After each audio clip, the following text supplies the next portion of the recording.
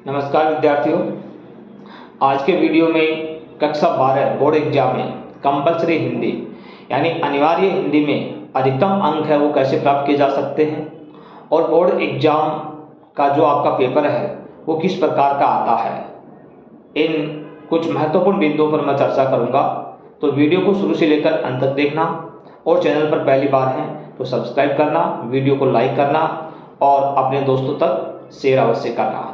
तो करते हैं आज के सेशन की शुरुआत। बोर्ड एग्जाम का जो अनिवार्य हिंदी का यानी कंपलसरी हिंदी का जो आपका पेपर होता है उसमें कुल 18 जो प्रश्न हैं वो आपसे पूछे जाएंगे। वे 18 प्रश्न हैं वो 4 भागों में यानी 4 खंडों में आपका पेपर होगा। 4 पार्ट हैं उसमें आपका पेपर विभाजित होगा, वो आपके सामने होगा। उसमें खंड ए जो होता है उस खंड ए में आपके किस प्रकार के क्वेश्चन होंगे, जिसमें एक तो अनसीन पैसेज यानी अपठित गद्यांश और पद्यांश के क्वेश्चन आते हैं। फिर कुछ रिक्त स्थान वाले यानी फिल इन द ब्लैंक्स के क्वेश्चन होते हैं, वो आपसे पूछे जाते हैं। 1-2 शब्दों में जिनका आंसर है वो आपको देना होता है। इसके साथ ही कुछ अति लघुत्मक क्वेश्चन जिनका आंसर 1-2 पंक्तियों में यानी 1-2 लाइनों में आपको देना होता है। खंड ब की बात मैं करूं तो खंड ब में जो लघुत्मक क्वेश्चन हैं वो आपसे पूछे जाएंगे, जिनका उत्तर 4-5 या 6 लाइनों में अधिकतम दिया जाता है, यानी 40 से 60 शब्दों में जिनका आंसर देना होता है। ये आपके आरोह और वितान जो पुस्तकें आपके पाठ्यक्रम में शामिल हैं उससे पूछी जाती हैं। और कुछ क्वेश्चन आपके हैं जो जनसंचार और माध्यम जो मीडिया से संबंधित हैं उसके क्वेश्चन भी आपके इसी खंड में रहेंगे। अब मैं खंड स की बात करूं तो खंड स में आपके 60 से 80 शब्दों में जिनका आंसर दिया जाता है, जवाब दिया जाता है, वो क्वेश्चन रहते हैं। मतलब लगभग 6-7 लाइनों से लेकर 8-9 लाइनों तक जिनका उत्तर है वो आपको देना होता है। ये खंड स में होता है और ये भी आपके आरोह और वितान जो बुक्स आपके चलती हैं उसी में से पूछे जाते हैं। और इसी में आपका एक निबंधात्मक क्वेश्चन रहता है जिसका जो मार्क्स है वो आपका 6 अंक का यानी 6 नंबर का वो क्वेश्चन आपसे पूछा जाता है। तो ये भी काफ़ी महत्वपूर्ण है। और ये आपका वितान जो आपकी पुस्तक है उस वितान से ही पूछा जाता है। तो वितान में लगभग 4 चैप्टर आपके शामिल हैं, जैसे कि आपको पता है। उन चारों चैप्टर के 2-2 क्वेश्चन यदि निबंधात्मक आप तैयार करते हो तो आसानी से एक क्वेश्चन उसमें से आ जाता है। फिर बात करते हैं अपन खंड द में। खंड द काफ़ी महत्वपूर्ण है, जिसमें एक तो सप्रसंग व्याख्या का क्वेश्चन रहता है। गद्य और पद्य से विकल्प सहित आपकी व्याख्या रहेगी जिनको आपको करना है। फिर एक प्रश्न आपका पत्र लेखन का भी है, वो खंड द में आता है। एक प्रश्न आपका जो निबंध आपसे पूछा जाता है ये भी आपका इस खंड द है, इसी में शामिल होता है। इसमें भी आपके विकल्प रहते हैं, यानी 4 विकल्प आपको दिए रहते हैं और एक निबंध आपको करना होता है। ये तो आपके बात रही पेपर की। पेपर आता कैसा है यानी कितने पार्ट में रहता है, इन 4 पार्टों में आपका पेपर आपके सामने होगा। अब कुछ बात कर लेते हैं कि ऐसी कौन सी महत्वपूर्ण बातें हैं जिनको अपन ध्यान रखें एग्जाम में, तो कुछ अतिरिक्त नंबरों का जो फायदा है वो हमारे को मिल सके। अब भाषा की यदि बात करते हैं अपन तो भाषा आपकी एकदम स्पष्ट और सटीक होनी चाहिए। जो बात क्वेश्चन में पूछी गई है उतनी ही और उतने ही शब्दों में अपने को लिखनी है। कोई फालतू की बात नहीं लिखनी है, तुक्के हैं वो बिल्कुल भी नहीं लगाने हैं। जितना अपने को आ रहा है उतना ही लिखने की कोशिश करनी है। दूसरी बात, जितने शब्दों में आंसर अगला पूछ रहा है अपने से उतना ही लिखना है।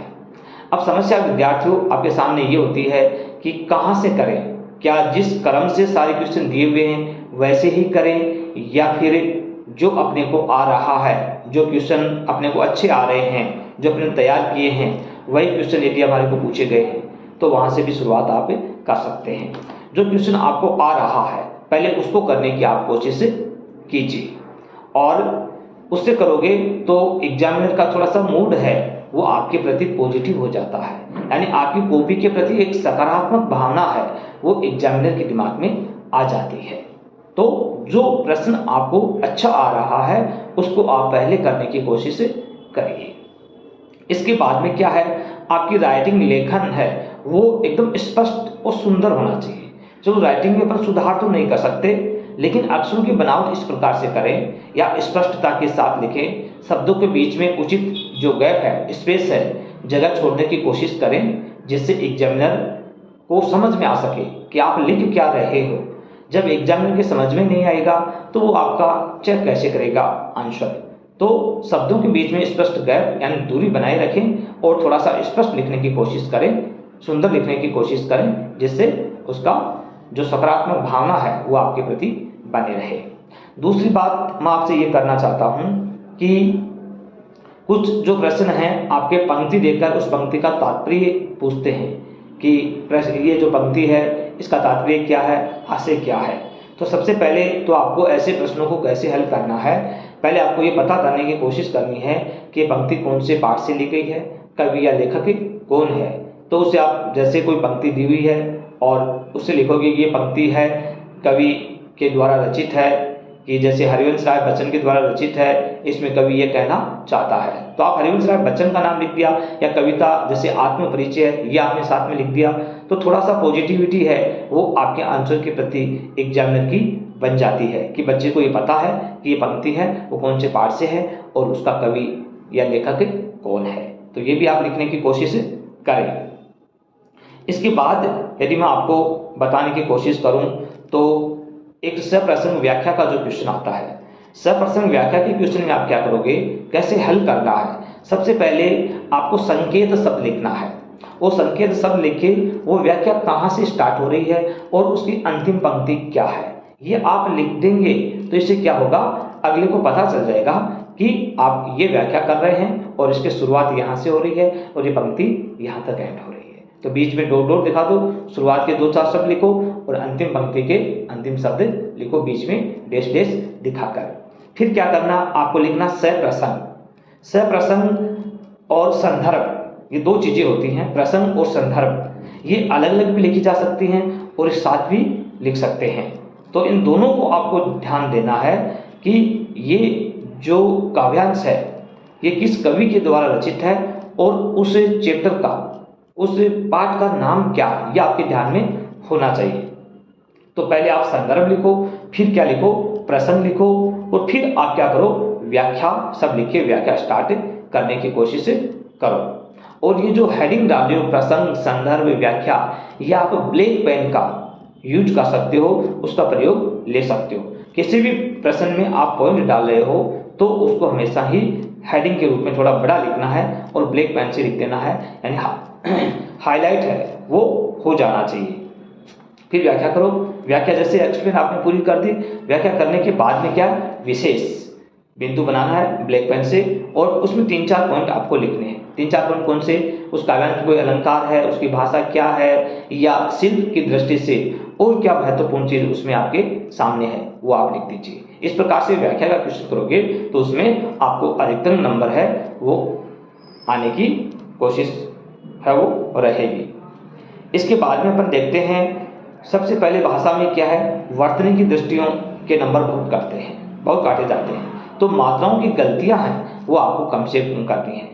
अशुद्धियां जितनी कम होंगी उतने ही ज्यादा नंबर है वो आने की संभावना बनी रहती है। फिर क्या करते हैं बच्चे, गलती करते हैं कि जो प्रश्न कर रहे हैं लगातार कर रहे हैं, बीच में लाइनें खाली नहीं छोड़ते हैं और अंत में कुछ पेज खाली बच जाते हैं, उनका कोई उपयोग नहीं होता है। तो क्या करो, एक क्वेश्चन किया उसके बीच में 2 पंक्तियां कम से कम आराम से जगह छोड़ो। बोर्ड की कॉपी काफी बड़ी आती है, कोई छोटी नहीं होती है कि कम पड़ जाएगी, ऐसा वहां पर बिल्कुल भी नहीं होता है।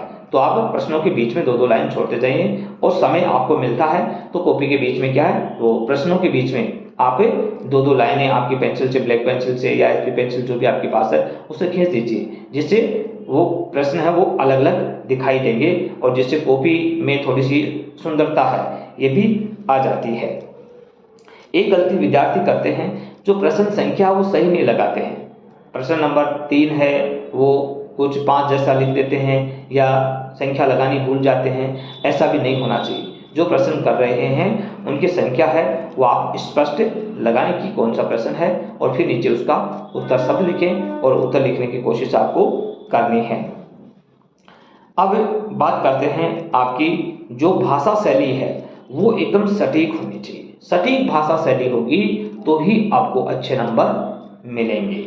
तो इन सब चीज़ों का आपको क्या रखना है, बोर्ड एग्जाम में ध्यान रखना है, जिससे अधिकतम अंक है वो आपको प्राप्त किए जा सकते हैं। धन्यवाद दोस्तों।